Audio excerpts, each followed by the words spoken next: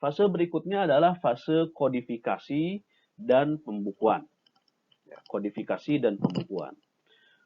Di sini sudah mulai qawaid fiqhiyah mulai dianggap sebagai cabang ilmu tersendiri dan mulai muncul ulama-ulama yang menulis kitab khusus terkait dengan qawaid fiqhiyah.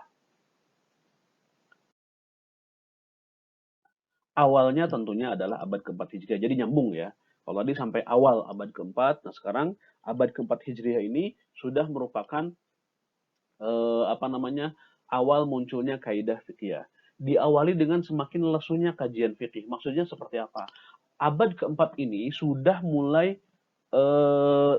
jarang lagi pembahasan fikih yang bersifat fenomenal gitu ya. Kalau abad kedua, ketiga itu kan muncul imam-imam besar ya, seperti Imam Syafi'i itu kan di abad kedua, Imam Malik itu di abad kedua seperti itu. Jadi di abad kedua Hijriah itu kan muncul imam-imam besar yang memang menjadi pelopor atau pionir dalam ilmu fikih. Tapi semakin semakin ke sini fikih sudah semakin dibahas, semakin detail gitu ya. Kaul-kaul fikih ditarjih lagi, ditahqiq lagi, diberikan dalil, ditelusuri dalilnya sahih atau tidak. Nah, itu sudah semakin semakin ke sini sudah kalau bahasanya mungkin eh, celah untuk mempelajari fikih itu semakin sempit gitu ya. Dalil sudah, tarjih sudah, tahqiq sudah. Betul-betul penelitian-penelitian terhadap kaul-kaul ulama pada zaman dulu itu sudah hampir semua dilakukan. Maka muncullah semangat baru untuk memulai memandang fikih ini dengan sudut pandang lain gitu ya. Ini dipelopori oleh ulama Hanafiyah atau madhab Abu Hanifah atau madhab Hanafi. Jadi melihat fikih dari sudut pandang lain. Maksudnya bagaimana? Nah, konon ini digagas oleh Abu Thahir Ad-Dabbas yang merangkum fikih madhab Abu Hanifah menjadi 17 kaidah. Namun masih disangsikan kesahihannya. Jadi dikisahkan dalam usul fiqh milik Imam Al-Karhi ya, Abu Hasan Al-Karhi itu mengisahkan bahwa Abu Thahir Ad-Dabbas ini membuat rangkuman fikih madhab Abu Hanifah menjadi 17 kaidah besar. Nah, ini yang menjadi inspirasi awal bahwa kaidah fikih ini mengikat furu' atau hukum-hukum fikih, cabang-cabang hukum fikih menjadi satu kesatuan di dalam satu kaidah tertentu. Ya, jadi dikisahkan seperti itu. Jadi Abu Thahir Ad-Dabbas ini merangkum fikih madhab Abu Hanifah menjadi 17 kaidah saja. Ya. Dan konon katanya ini beliau ulang-ulang, beliau bacakan hampir setiap hari di masjidnya dalam majelisnya gitu ya. 17 kaidah yang merangkum fikih madhab Abu Hanifah ini. Jadi ibaratnya ibaratnya pembahasan fikih Abu Hanifah yang begitu panjang gitu ya, begitu memuat banyak detail itu diringkas, dicari titik temunya, diikat dalam satu kesatuan menjadi satu kaidah, kaidah sehingga semuanya terangkum dalam 17 kaidah. Seperti itu. Nah, namun ini juga masih disangsikan ya karena memang tidak ada bukti yang nyata gitu ya. Ini hanya dikutip aja dalam kitab Usul Al-Karhi-nya karya Abdul Hasan Al-Karhi tadi ya. Dan konon katanya dari 17 kaidah inilah diserap kemudian diringkas menjadi 5 kaidah besar.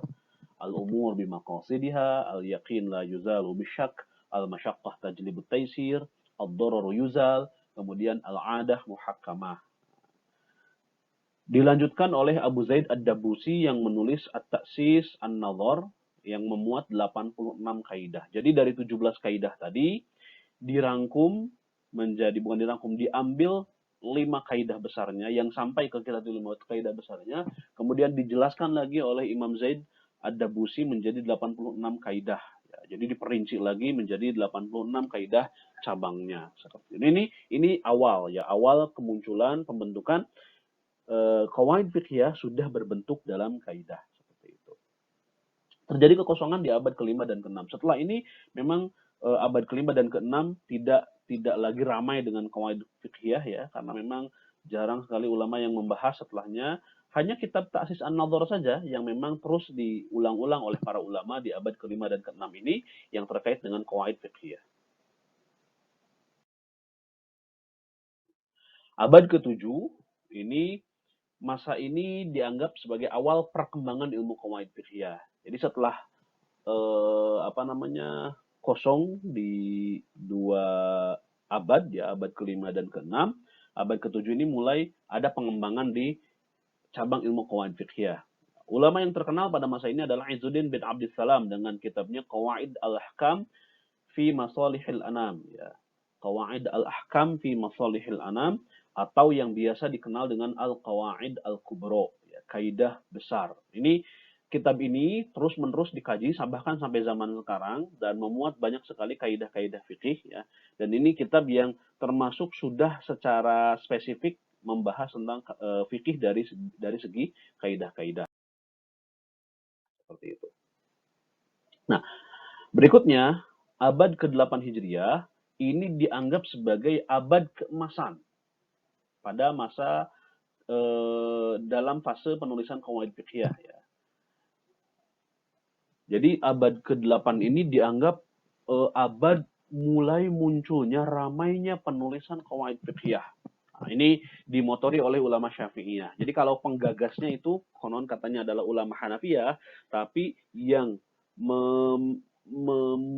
menelaah lebih dalam dan meramaikan, dalam tanda kutip, ya, meramaikan khazanah qawaid fiqhiyah ini itu adalah ulama-ulama Syafi'iyah seperti itu.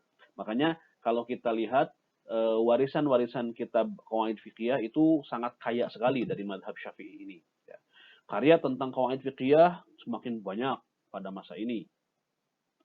Para ulama mulai mencurahkan ijtihad dalam menyusun kitab qawaid fiqhiyah. Jadi para ulama mulai betul-betul memandang qawaid fiqhiyah ini sebagai cabang ilmu tersendiri, ya.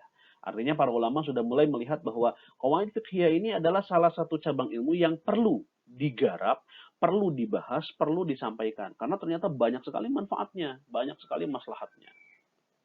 Dikenal sebagai masa Ashbah wan Nadhair. Nah, di sini kenapa dikenal sebagai masa Ashbah wan Nadhair?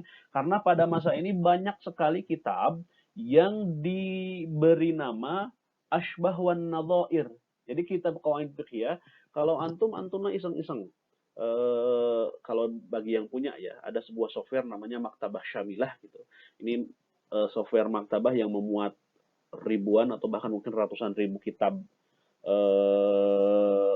kitab-kitab para ulama gitu, ya, dari berbagai macam keilmuan. Nah, kalau kita membuka cabang ilmu qawaid fiqhiyah itu, kita akan menemukan bahwa nama al-ashbah wan nadhair itu banyak sekali, ya, banyak sekali, dan semuanya berbicara tentang qawaid fiqhiyah. Makanya pada masa ini dikenal dengan masa al-ashbah wan nadhair seperti itu.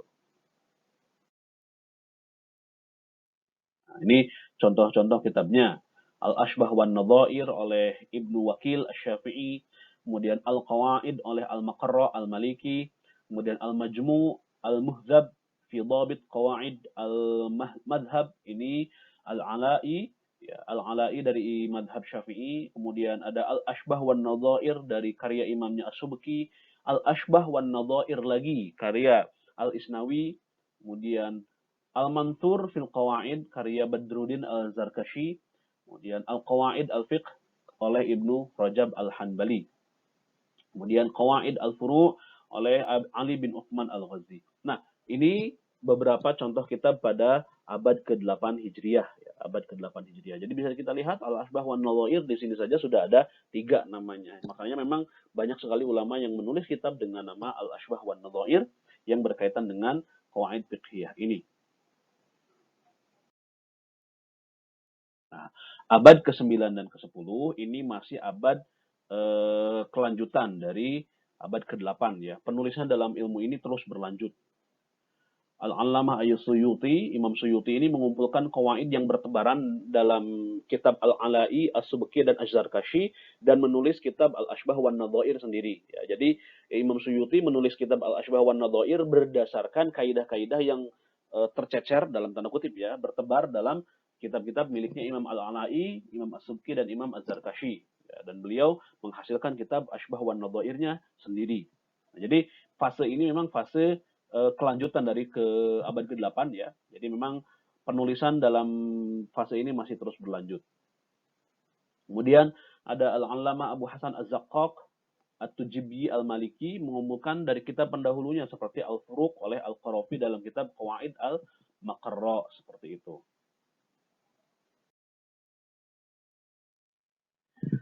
Nah, bisa kita lihat mayoritas ulama yang menulis qawaid fiqhiyah mencukupkan dengan menukil dari qawaid fiqhiyah yang telah dirumuskan oleh ulama-ulama sebelumnya.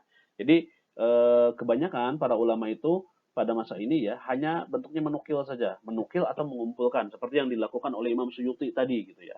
Eh, Beberapa ulama memang terkenal kedalaman ilmu mereka seperti Ibnu Waqil, As-Subki, Al-Ala'i yang merumuskan kawaid yang belum dibuat oleh ulama sebelumnya. Nah, jadi ulama-ulama yang kesini lebih kepada menjelaskan ya menjelaskan kawaid fikih yang sudah dimuat atau sudah dibahas oleh ulama sebelumnya.